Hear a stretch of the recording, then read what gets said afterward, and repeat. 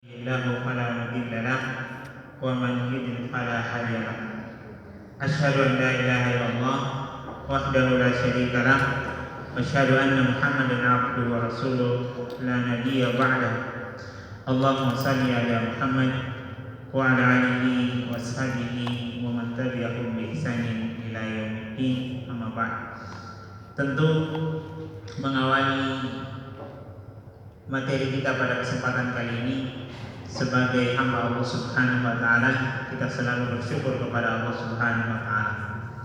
Karena Allah Subhanahu wa taala memberikan kepada kita hidayah dan taufik, memberikan kepada kita berbagai macam kenikmatan sehingga kita dapat hadir di tempat ini, berkumpul dalam majelis ilmu, diberikan kesehatan dan nikmat-nikmat yang lain, yang semua nikmat itu tidak dapat kita sebutkan satu persatu.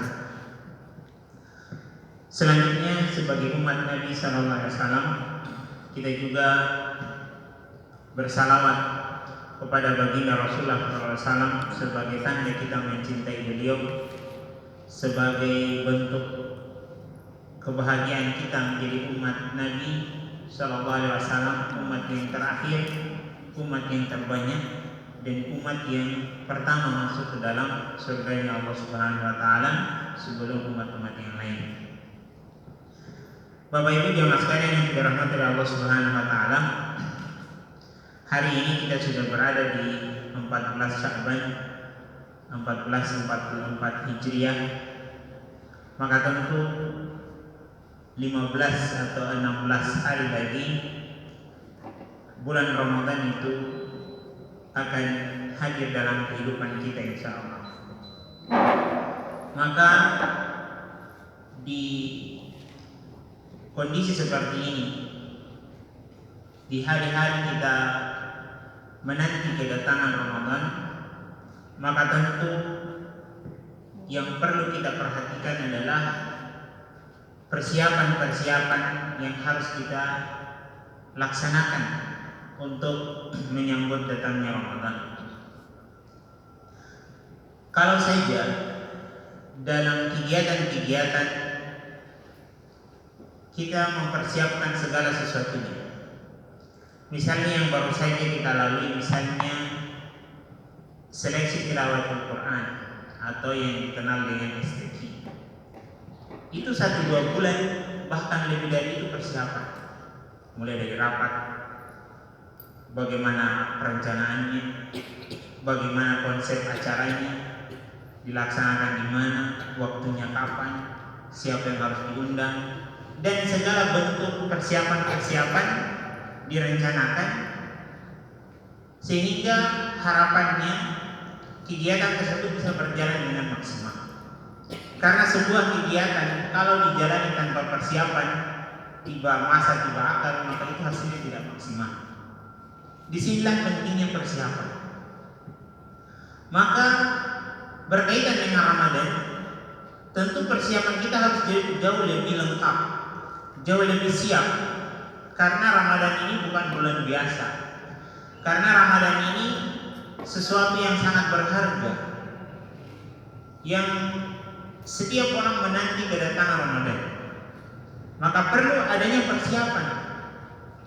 Kalau saja misalnya seorang atlet yang akan melakukan perlombaan, dia membutuhkan persiapan, ada latihan, ada warming up, ada pemanasan sebelum dia bertanding. Kita mungkin bisa bayangkan bagaimana sebuah atlet atau seorang atlet melakukan sebuah perlombaan tanpa persiapan, tentu hasilnya tidak akan maksimal.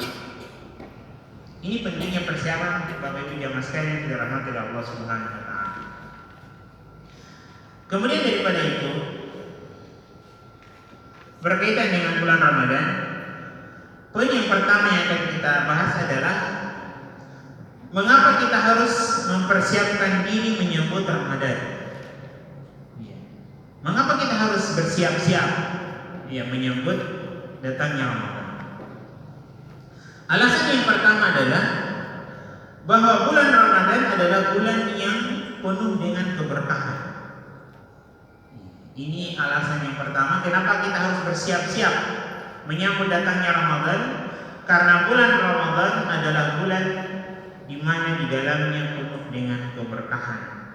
Nabi SAW dalam hadis yang disampaikan dari Abu Hurairah radhiyallahu anhu, beliau SAW bersabda, "Ataakum Ramadan syahrul mubarak." Hadis riwayat Ahmad. Bahwa kata Nabi SAW, telah datang kepada kalian bulan Ramadan, bulan keberkahan.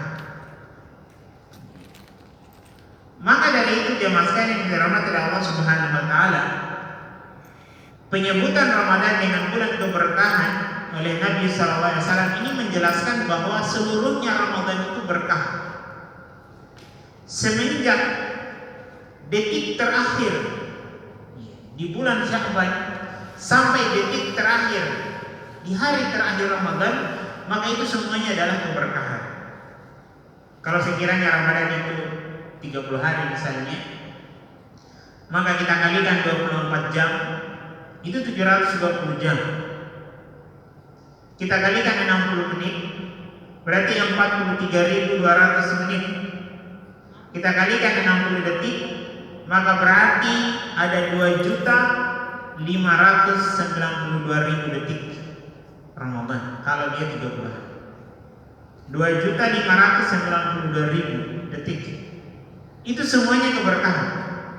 Tidak satu detik pun yang berada di bulan Ramadan kecuali di dalamnya adalah keberkahan. Makanya orang-orang soleh yang paham ini, mereka menanti Ramadan dan mereka sedih ketika Ramadan itu berpisah dengan kehidupan mereka. Karena mereka paham tidak satu detik pun di dalam Ramadan itu kecuali keberkahan. Apa sih artinya satu detik? Banyak. Dengan satu detik kita bisa mengucapkan Allahu Akbar. Dengan satu detik kita bisa mengucapkan Subhanallah. Dengan satu detik kita bisa berinfak di waktu itu misalnya. Bahkan dengan satu detik beberapa huruf Al-Quran dapat kita baca. Begitu berharganya itu satu detik. Yang semua detik di bulan Ramadan, kata Nabi SAW, adalah keberkahan. Tidak ada satu detik pun yang berputar itu waktu di bulan Ramadan kecuali di dalamnya ada keberkahan. Ini alasan pertama kenapa kita harus menyambut Ramadan. Karena seluruh waktu di bulan Ramadan itu adalah keberkahan. Kemudian yang kedua, jemaah sekalian yang saudara rahmati Allah Subhanahu wa taala, mengapa kita harus menyambut Ramadan?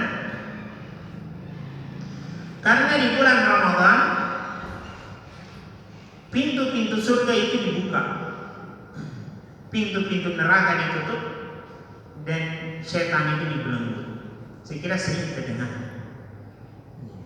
Walaupun pemaknaan dari hadis ini, karena ada hadis yang menjelaskan tentang perkara ini, ada ulama yang memahami memang pintu surga dibuka, makna secara tekstualnya, 8 pintu surga itu dibuka dan 7 pintu neraka itu ditutup. Ada juga yang memahami bahwa secara maknawi, yaitu dibukanya pintu surga bermakna dimudahkannya kebaikan-kebaikan, dan ditutupnya pintu neraka bahwa kemaksiatan di bulan Ramadan itu akan jauh berkurang ketimbang bulan-bulan yang lain, termasuk juga para setan yang menjadi musuh manusia itu dibelenggu. Nabi SAW dalam hadis dari Abu Hurairah radhiyallahu anhu, beliau SAW bersabda, "Idza ja'a Ramadan futihat abwabul jannah." Ketika Ramadan itu datang, maka pintu-pintu surga itu dibuka. Wa ghuliqat abwabun nar, dan pintu-pintu neraka ditutup. Wa sufidati syayatin, dan setan-setan itu dibelenggu. Ini keutamaan yang sangat luar biasa. Kenapa kita harus menyambut Ramadan? Karena kondisi Ramadan sangat jauh berbeda dengan bulan-bulan yang lain. Kebaikan-kebaikan itu dimudahkan. Mungkin seseorang kalau mengaji 1 halaman itu berat, tapi di bulan Ramadan lebih dari 1 halaman dia mampu. Mungkin di luar bulan Ramadan untuk berdiri salat beberapa menit itu berat. Tapi di bulan Ramadan dimudahkan, mungkin 1 jam pun dia mau. Ketika mungkin di luar Ramadan bersedekah 100.000 itu berat, tapi di bulan Ramadan lebih dari 100.000 dia mau. Walaupun mungkin kondisinya lebih sulit di bulan Ramadan ketimbang di luar bulan Ramadan, bisa saja seperti itu. Tapi karena keutamaan bulan Ramadan ini, kekhususannya dimudahkan kebaikan-kebaikan, maka amal soleh itu mudah bagi seseorang melakukan kebaikan tersebut. Begitu juga dengan keburukan. Keburukan itu akan mudah dihindari karena musuh kita setan itu dibelenggu. Dan kondisi ini tidak kita temukan di luar bulan Ramadan. Secara nyata kita bisa saksikan bagaimana di bulan Ramadan semangat orang melakukan kebaikan itu sangat luar biasa. Dan manusia berhati-hati untuk tidak melakukan pelanggaran-pelanggaran terhadap syariat Allah Subhanahu wa taala. Makanya kita menyambut bulan Ramadan karena di dalamnya dimudahkan bagi kita kebaikan-kebaikan. Itu alasan yang kedua. Kemudian alasan yang ketiga, Bapak Ibu jemaah sekalian yang bisa dirahmati oleh Allah Subhanahu wa taala, mengapa kita harus menyambut Ramadan? Karena di bulan Ramadan ada pengampunan dosa. 11 bulan kita sudah tidak tahu berapa jumlah dosa yang kita lakukan. 11 bulan bukan waktu yang singkat untuk mengukir dosa dan kesalahan. Maka di bulan Ramadan adalah momentum terbaik dosa-dosa itu diampuni oleh Allah Subhanahu wa taala dengan berbagai macam kebaikan-kebaikan yang ada di bulan Ramadan. Karena konsep dasarnya kebaikan itu akan menghapuskan kesalahan. Ittaqillaha haitsuma kunta wa atbi'is sayyi'atal hasanah tamhuha, kata Nabi sallallahu alaihi wasallam. Bertakwalah kalian kepada Allah di mana saja kalian berada, dan ikutkanlah keburukan itu dengan kebaikan, maka kebaikan itu akan menghapuskan kesalahan tadi. Itu dosa-dosa kecil, kalau dosa besar harus diampuni. Tapi konsep dasarnya kebaikan itu akan menghapuskan kesalahan. Sama dengan orang misalnya tanya, bagaimana kalau dia baru dapat hidayah, misalnya 15 tahun dia tidak puasa. Apakah ketika dia dapat hidayah dia harus mengganti 15 tahun? Itu kali 15 kali 30 itu lumayan banyak. Ya, kata para ulama tidak. Cukup dia bertobat, kemudian istiqomah untuk berpuasa di bulan Ramadan, kemudian dia perbanyak puasa sunnah. Karena dengan kebaikan-kebaikan itu akan menutupi kesalahan sebelumnya. Begitu juga dengan sholat misalnya. Ya, dia dapat hidayah 15 tahun misalnya tidak sholat. Ya, mengganti sholat 15 tahun itu berat. Maka cukup bagi dia bertobat, kemudian dia komitmen jaga sholat wajib, dia rutinkan yang sunnah untuk menutupi kesalahan-kesalahan sebelumnya. Karena konsep dasarnya kebaikan itu menutupi kesalahan. Nah, bagaimana dengan Ramadan? Yang tadi kita sudah sebutkan di poin yang kedua. Kebaikan-kebaikan di bulan Ramadan itu sangat banyak sekali. Maka pengampunan dosa itu terbuka lebar. Apalagi ada hadis Nabi Sallallahu Alaihi Wasallam yang secara khusus menyebutkan amalan-amalan yang menggugurkan dosa. Hadis yang sering kita dengar, hadis dari Bukhari dan Muslim dari Abu Hurairah, "Man shoma Ramadan imanan wa ihtisaban, ghufira lahu ma taqaddama min dzambi." Siapa yang berpuasa di bulan Ramadan karena keimanan, kemudian motivasinya karena Allah, maka diampuni dosa-dosanya yang lalu. Tentang sholat, man qoma Ramadan imanan wa ihtisaban, siapa yang berdiri sholat di bulan Ramadan karena keimanan, kemudian yang mengharapkan pahala dari Allah, ghufira lahu ma taqaddama min dzambi. Ini luar biasa yang sekalian yang dirahmati oleh Allah Subhanahu wa taala. Oleh karena banyaknya kebaikan-kebaikan di bulan Ramadan dan peluang seseorang diampuni oleh Allah Subhanahu wa taala yang begitu besar di bulan Ramadan, maka Nabi sallallahu alaihi wasallam mendoakan kecelakaan. Kepada siapa? Kepada orang-orang yang bertemu dengan bulan Ramadan, kemudian Ramadan itu berlalu dan dosa-dosanya tidak terampuni. Ini kisah yang sering kita dengar ketika Nabi sallallahu alaihi wasallam turun dari mimbar. Kemudian beliau mengatakan amin.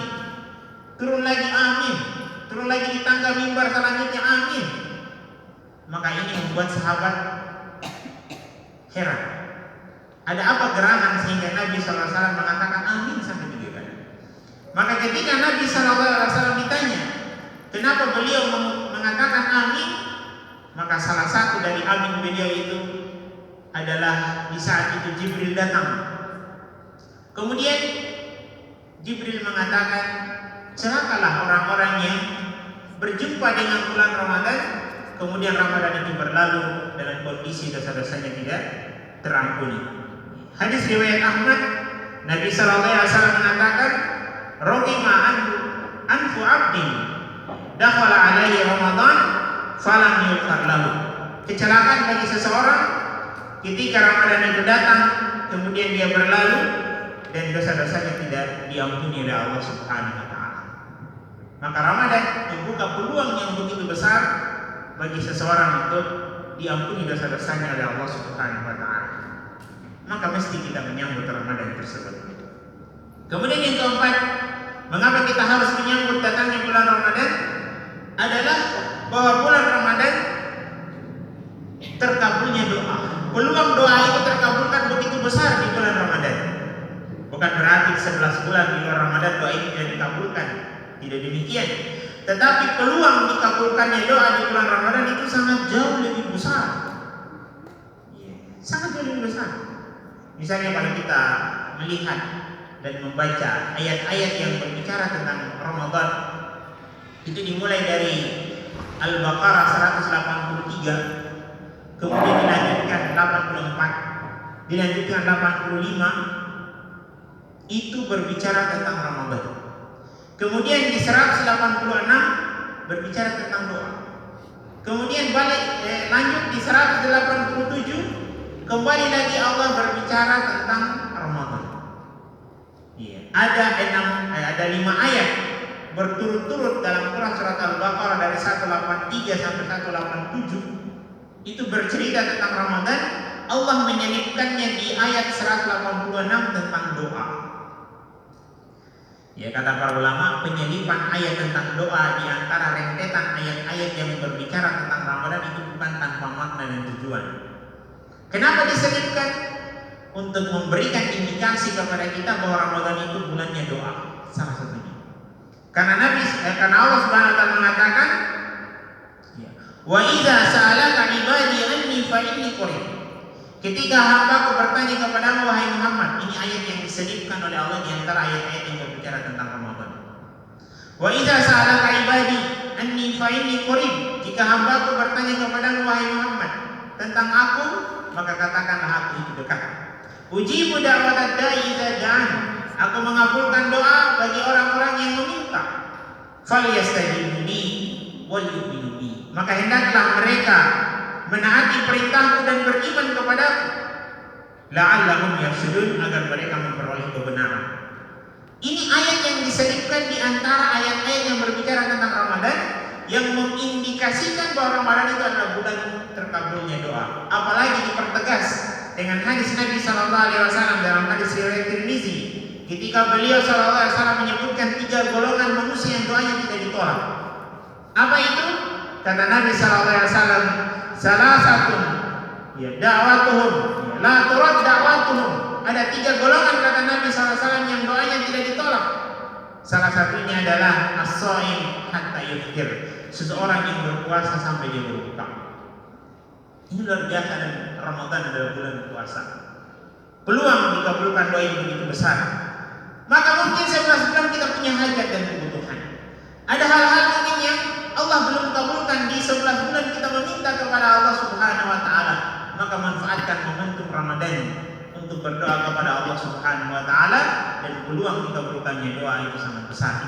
Ini menjadi alasan kenapa kita harus menyambut Ramadan. Kemudian yang kelima atau yang terakhir, walaupun ini sebenarnya bukan yang terakhir, karena kalau kita mempuasa Ramadan itu sangat banyak kenapa kita harus menyambut Ramadan. Tapi kita cukupkan 5 poin. Yang kelima, kenapa kita harus menyambut bulan Ramadan adalah karena di bulan Ramadan terdapat kumpulan-kumpulan hari yang paling spesial dari yang spesial. Apa itu? 10 hari terakhir di bulan Ramadan. yang Allah Subhanahu wa taala bersumpah dengan hari-hari itu. Dalam Quran surat Al-Fajr, Allah bersumpah walayalin ashar, demi hari yang 10. Salah satu tafsirannya adalah 10 hari terakhir di bulan Ramadan. Dan Allah Subhanahu wa taala menyebutkan kebiasaan Nabi di 10 hari terakhir dalam surat Al-Baqarah 187, wa antumul aqifuna fil masajid, dan engkau wahai Muhammad beriktikaf di masjid. Ini mengindikasikan bahwa mulianya waktu tersebut. Apalagi di waktu tersebut ada satu malam yang lebih baik dari 1000 bulan, yang disebut dengan Lailatul Qadar, yang Allah sebutkan dalam Al-Quran khairun min alfi syahr, lebih baik dari 1000 bulan. Lebih baik, jadi 83 tahun lebih itu bukan standar maksimal, itu standar maksimal. Lebih baiknya kita tidak tahu, mungkin 2000 bulan, 3000 bulan kita tidak tahu. Tapi standar minimalnya adalah 83 tahun lebih. Apa artinya? Ketika seseorang beribadah di waktu itu, misalnya dia membaca Al-Quran bertepatan dengan Lailatul Qadar, maka Allah menghitungnya non-stop dia membaca Al-Quran 83 tahun lebih. Ketika di malam itu dia melaksanakan sholat, kemudian bertepatan dengan Lailatul Qadar, maka dia sholat 83 tahun lebih non-stop. Kita tidak akan mungkin mampu sholat 83 tahun non-stop. Kita butuh istirahat. Tapi karena mulianya waktu itu, kita beribadah minimal, tetapi balasannya maksimal. Kan itu yang kita cari.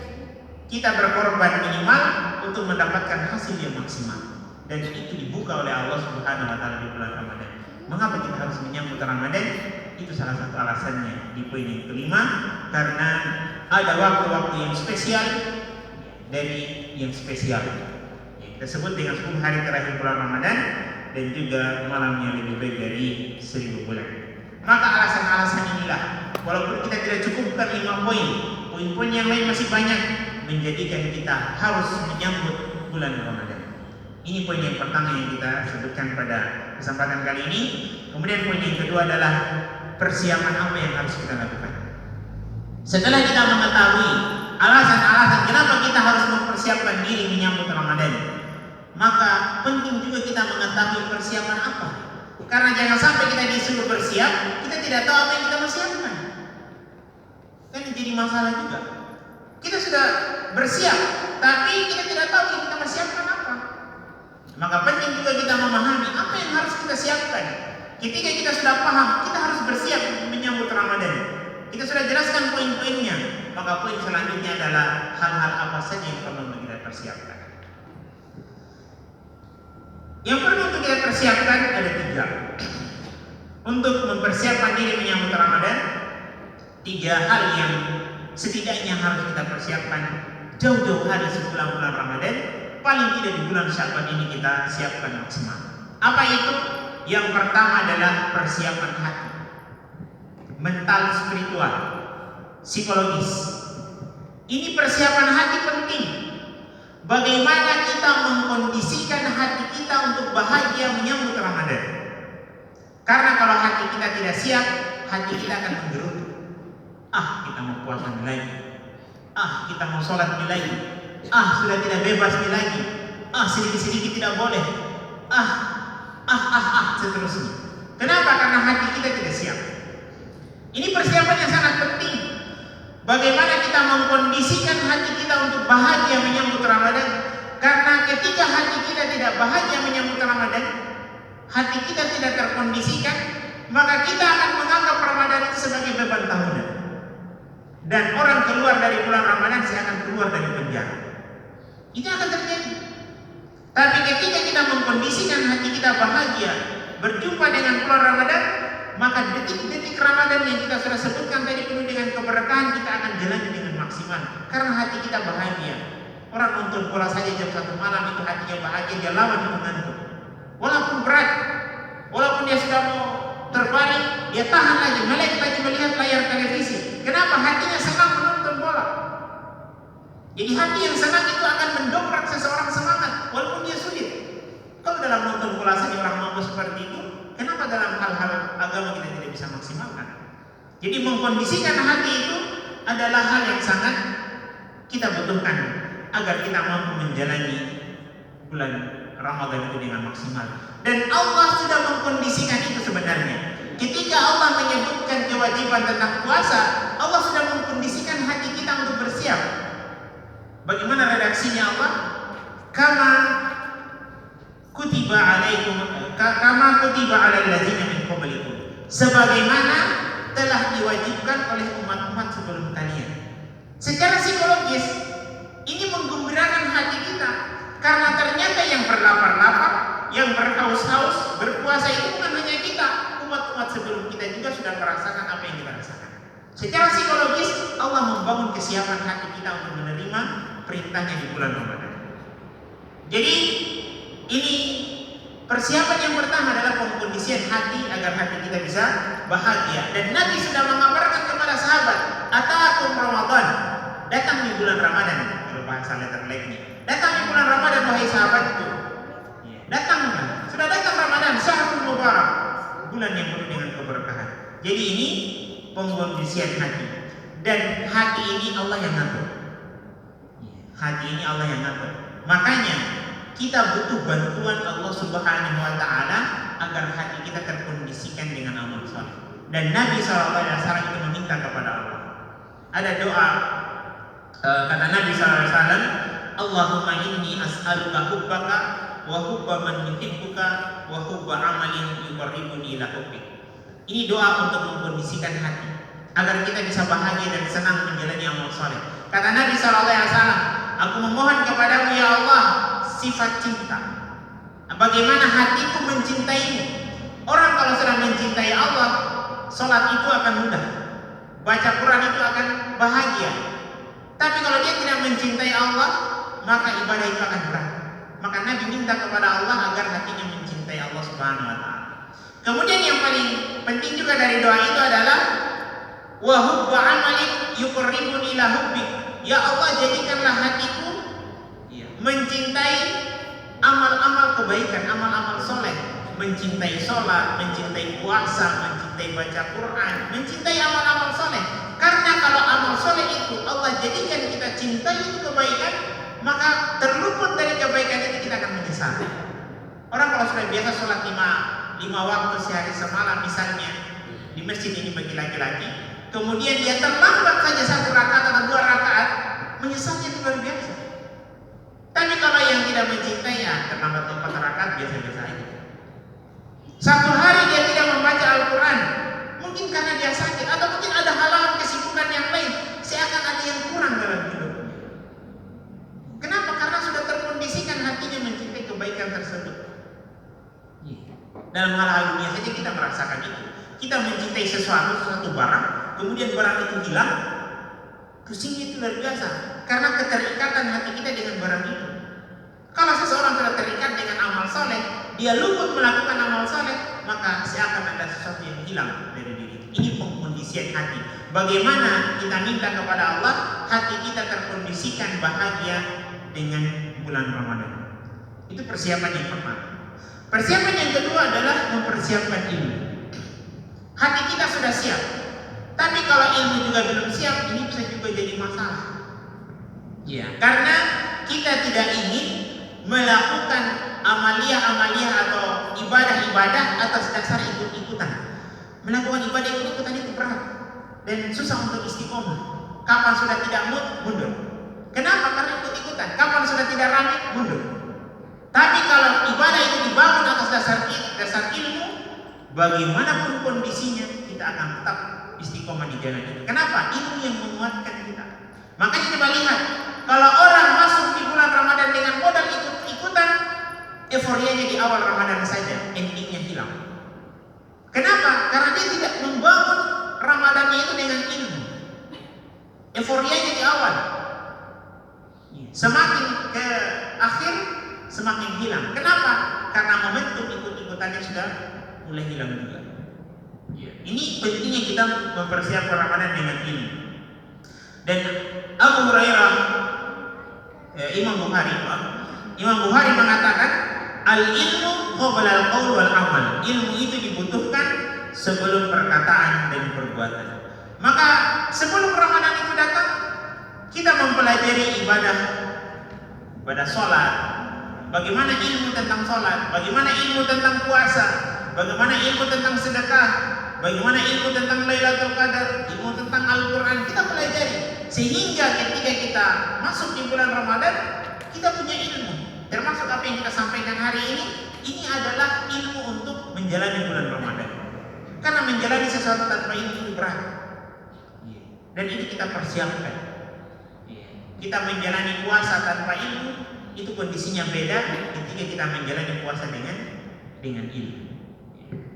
Kemudian yang terakhir, persiapan yang kita butuhkan juga untuk menyambut datang Ramadan adalah persiapan fisik atau kesehatan. Mungkin hati kita sudah terkondisikan, kita sudah bahagia. Kemudian ilmu juga kita sudah pelajari, tapi kalau fisik juga tidak maksimal, ini juga bisa menjadi masalah. Karena Ramadan ini bulan sibuknya seseorang beribadah. Di siang hari ada ibadah puasa yang waktunya tidak singkat, 13 jam kurang lebih. Yang di beberapa negara lebih dari 13 jam, ada sampai 17 sampai 18 jam, bahkan ada sampai 22 jam. Ini butuh kondisi fisik yang prima. Kita mau sudah misalnya siang hari kita berpuasa, ditambah lagi ada aktivitas keduniaan yang kita jalankan. Kemudian setelah kita berbuka ada aktivitas ibadah lagi di malam hari. Siangnya lagi kita puasa, kita lakukan itu berulang sampai 30 hari. Dari satu kebaikan kepada kebaikan yang lain, bersambung-sambung karena bulan Ramadan itu padatnya kebaikan. Ini butuh kondisi fisik yang stabil. Karena kalau kita sakit, berdiri sholat itu berat. Membaca Al-Quran dalam kondisi kita sakit, mungkin hanya kita mampu beberapa halaman. Maka persiapan fisik juga ini adalah persiapan yang kita butuhkan untuk menyambut datangnya Ramadan. Bagaimana kita mengatur pola makan yang seimbang, halal dan thayyibah yang Allah sebutkan dalam Al-Quran. Bagaimana kita mengatur pola istirahat, kemudian pola kerja yang teratur, termasuk olahraga. Jogging, lari-lari sedikit, lari kecil, gerak-gerik, untuk melancarkan peredaran darah, itu kita butuhkan. Karena kondisi badan yang tidak sehat, yang tidak stabil, maka akan menyebabkan kita tidak maksimal untuk menjalani amalia-amalia di bulan Ramadan.